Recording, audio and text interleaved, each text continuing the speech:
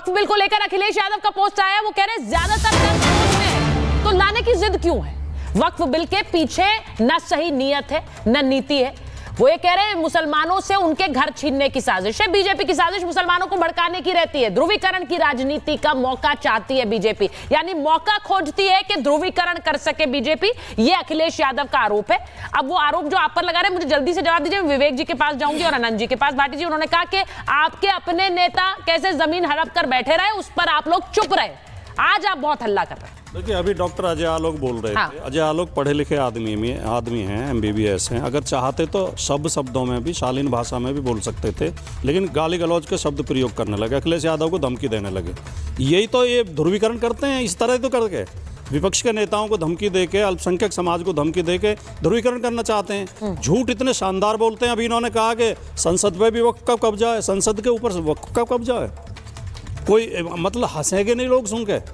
दूसरी बात इन्होंने कहा इतने साल तक मुगलों का शासन रहा, कृपया अजय आलोक जी, कृपया, जैसे मैंने बोलने दिया आपको, मुझे भी सुन लीजिए शांति से।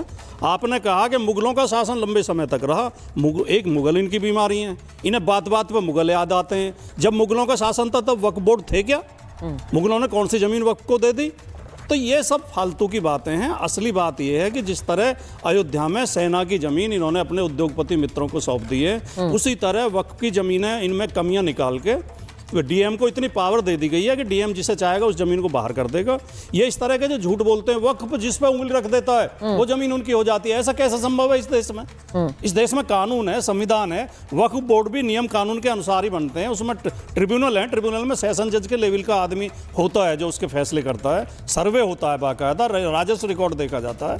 तो ये सब झूठी बातें हैं। इन्हें केवल जमीनों पर को हड़पना है।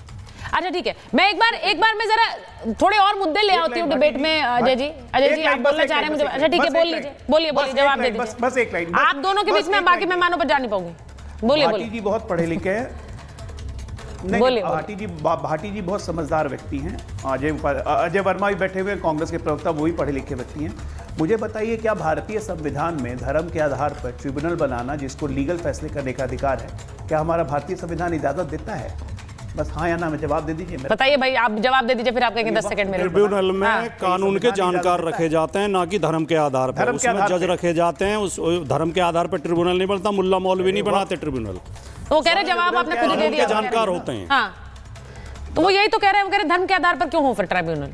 अजय जी यही तो सवाल पूछ रहे हैं। होता, मैं उसी बात का तो खंडन कर रहा हूँ। हाँ। धर्म के आधार पर नहीं होता, कानून की जानकारी के आधार पर होता है। चलिए मैं डिबेट खोल देती हूँ, क्योंकि ये इंपॉर्टेंट है। आज अच्छा लग रहा है कि दोनों आप म्यूचुअल एडमिरेशन सोसाइटी खोलकर बैठे हैं, एक दूसरे की तारीफ कर रहे हैं। तो ये भी कभी कभी होना चाहिए, अच्छा लगता है ये देख के। वक्फ बिल को लेकर अखिलेश यादव का पोस्ट आया, वो कह रहे हैं ज्यादातर दर्द में है तो लाने की जिद क्यों है।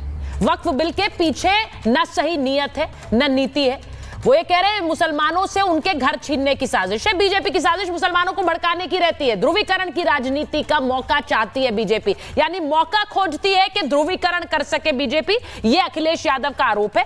अब वो आरोप जो आप पर लगा रहे हैं, मुझे जल्दी से जवाब दीजिए। विवेक जी के पास जाऊंगी और आनंद जी के पास। भाटी जी, उन्होंने कहा कि आपके अपने नेता कैसे जमीन हड़प कर बैठे रहे, उस पर आप लोग चुप रहे। आज आप बहुत हल्ला कर रहे हैं। देखिए, अभी डॉक्टर अजय आलोक बोल रहे थे। अजय आलोक पढ़े लिखे आदमी हैं, MBBS हैं। अगर चाहते तो सब शब्दों में भी, शालीन भाषा में भी बोल सकते थे, लेकिन गाली गलौज के शब्द प्रयोग करने लगे, अखिलेश यादव को धमकी देने लगे।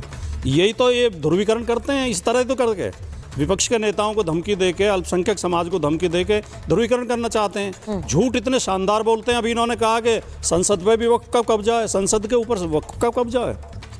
कोई मतलब हंसेंगे नहीं लोग सुन के। दूसरी बात इन्होंने कहा इतने साल तक मुगलों का शासन रहा, कृपया अजय आलोक जी, कृपया, जैसे मैंने बोलने दिया आपको, मुझे भी सुन लीजिए शांति से। आपने कहा कि मुगलों का शासन लंबे समय तक रहा। एक मुगल इनकी बीमारी है, इन्हें बात बात पर मुगल याद आते हैं। जब मुगलों का शासन था तब वक्फ बोर्ड थे क्या? मुगलों ने कौन सी जमीन वक्फ को दे दी?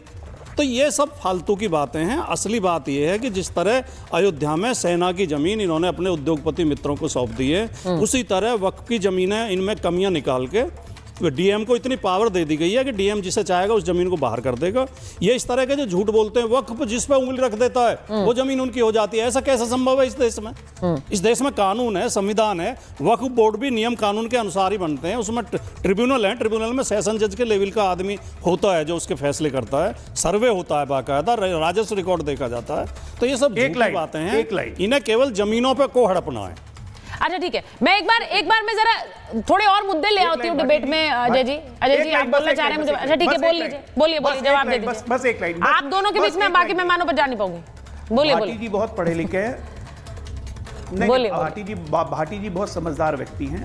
अजय वर्मा भी बैठे हुए हैं, कांग्रेस के प्रवक्ता, वो भी पढ़े लिखे व्यक्ति हैं। मुझे बताइए, क्या भारतीय संविधान में धर्म के आधार पर ट्रिब्यूनल बनाना, जिसको लीगल फैसले करने का अधिकार है, क्या हमारा भारतीय संविधान इजाजत देता है? बस हाँ या ना में जवाब दे दीजिए। बताइए भाई, आप जवाब दे दीजिए, फिर आप कहेंगे 10 सेकंड में। ट्रिब्यूनल में कानून के जानकार रखे जाते हैं, ना कि धर्म के आधार पर। उसमें जज रखे जाते हैं, उस धर्म के आधार पर ट्रिब्यूनल नहीं बनता, मुल्ला मौलवी नहीं बनाते ट्रिब्यूनल। तो कह रहे जवाब आपने खुद दे दिया, जानकार होते हैं। हाँ, तो वो यही तो कह रहे हैं, वो कह रहे धर्म के आधार पर क्यों हो फिर ट्रिब्यूनल? अजय जी यही तो सवाल पूछ रहे हैं। होता, मैं उसी बात का तो खंडन कर रहा हूँ। हाँ, धर्म के आधार पर नहीं होता, कानून की जानकारी के आधार पर होता है। चलिए मैं डिबेट खोल देती हूँ, क्योंकि ये इंपॉर्टेंट है। आज अच्छा लग रहा है कि दोनों आप म्यूचुअल एडमिरेशन सोसाइटी खोलकर बैठे हैं, एक दूसरे की तारीफ कर रहे हैं, तो ये भी कभी कभी होना चाहिए, अच्छा लगता है ये देख के।